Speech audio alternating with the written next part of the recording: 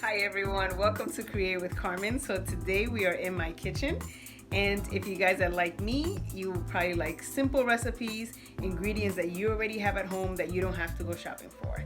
So today we are going to be making some peanut butter cookies, and I love these cookies because they are so simple to make, very simple ingredients, and from beginning to end it will only take 30 minutes. So, all right everyone, so here are the ingredients you're going to need. You're going to need a scooper, but if you don't have one, you can always use a spoon, and I'll show you how to do that.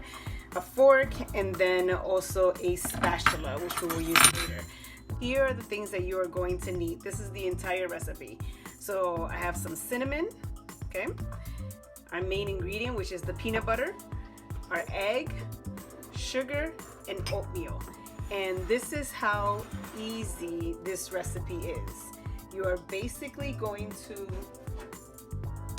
take your peanut butter, which is 1 cup of peanut butter, okay? And you can use any other peanut butter or any other nut butter that you may have at home. It can be almond butter, sunflower butter, whatever it is that you have at home. So you have 1 cup of peanut butter. To that, you're going to add half a cup of sugar. And to that, you're going to add 1 whole egg. I like to crack my eggs inside of a bowl before I put it in. So you just dump it in, and then you mix it before you add the other ingredients. Okay, so you just mix it. At first, you're gonna think, what in the world am I doing? It looks too soft. But the more you mix it, the more it combines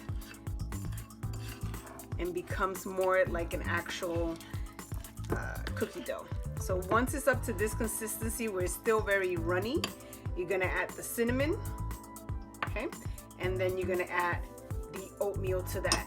I like to add the oatmeal once I have mixed it in a little bit, because if you're using quick oats, it will hold its shape a little bit more and it won't suck up too much of the moisture out of the cookies. So that's how I like to put it in. If it's the not quick oats, which are the regular oats, the whole grain oats, then you may want to put them at the beginning and it'll be fine.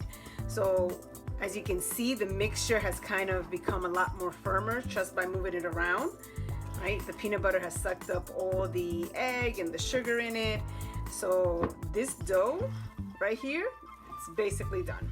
That's all we needed to do. So I believe it took probably less than 2 minutes to put it together. So once you have it to this consistency where it's like a glob, right? It's pretty stiff, and you moved it around. Now all you need is your baking sheet. All right, guys. And so now that you're up to this point, all you got to do is take a spoonful of the mixture, okay? Make it into a bowl. You don't have to press down on it, just lightly make it into a bowl and place it. If you don't have an ice cream scooper, if you have an ice cream scooper, then what you can do is literally just take the ice cream and put the scoops on the actual tray.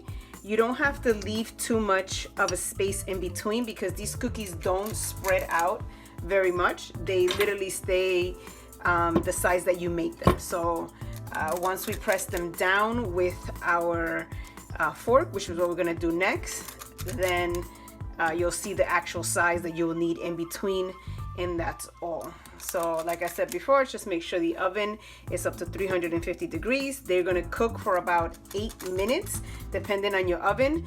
Some of you may need to do 10 minutes, but you will notice how the cookies are if they're turning brown at the bottom, not on the top. If they turn brown on the top, that means that you overcooked them. So you wanna make sure that they're only brown at the bottom.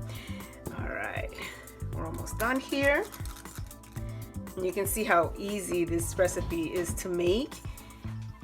And when I make them, when I'm racing, I will add a little bit of chia seed, hemp seeds, and flax seeds into it, and I'll add also some protein powder, making it kind of like a super peanut butter cookie that I can have while I'm racing, while everybody's eating some kind of not very good food or very processed food probably while they're out there. And so this is it.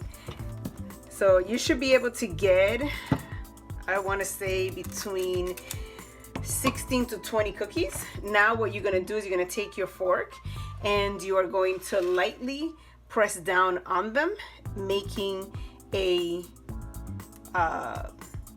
rectangular, or I don't know what this shape is called, making like the little squares on there. So little checker, there you go. So you're gonna press down lightly on them, making a little checker shape to the cookies. And like I said, this is as big as they're gonna get, but they are going to be delicious. So I did not put any chocolate chip on it. I don't have chocolate chip in the house right now, so that's why. But if you like chocolate, you can definitely add chocolate chip to this.